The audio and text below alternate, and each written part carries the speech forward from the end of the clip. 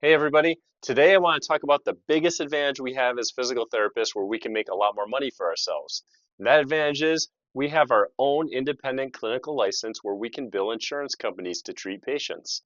Fun fact, in the United States, nurse practitioners are only able to do this in 30 states, and physician assistants are only able to do that in 12 states, and that's as of 2026. As opposed to physical therapists, we have direct access across the board in every state.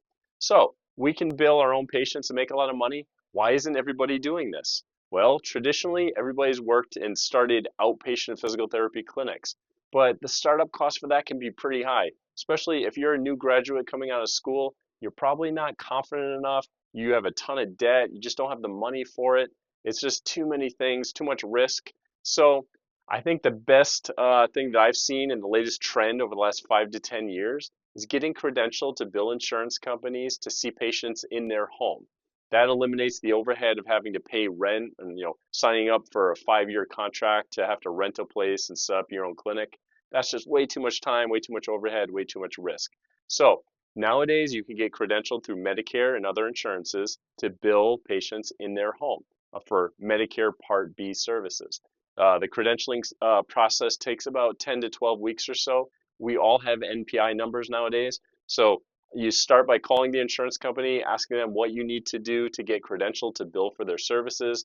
You end up having to make a lot of phone calls. There's definitely some paperwork involved. I did this in 2018 or so. It took me about 3 months or so before I was set up to bill patients. But let me tell you, once you bill that first patient and you collect that money, it's just the greatest and most freeing feeling in the world. So I highly encourage people to do this. And the big advantage is you can start off very slowly. So you can still keep working your full-time job and just try to see patients on the side and hustle a little bit. And then as you're building up and getting more patients and you're building your confidence and proving that there's a niche and a need for your service, you can slowly try to whittle your hours down and slowly try to get down to part-time or so. So that's a really cool advantage that we have as physical therapists. And it really achieves the goal of what we all need to do, and that's stop working for other people. They're stealing our lunch. This is crazy. We work too hard. We're too educated to just go to work for somebody else.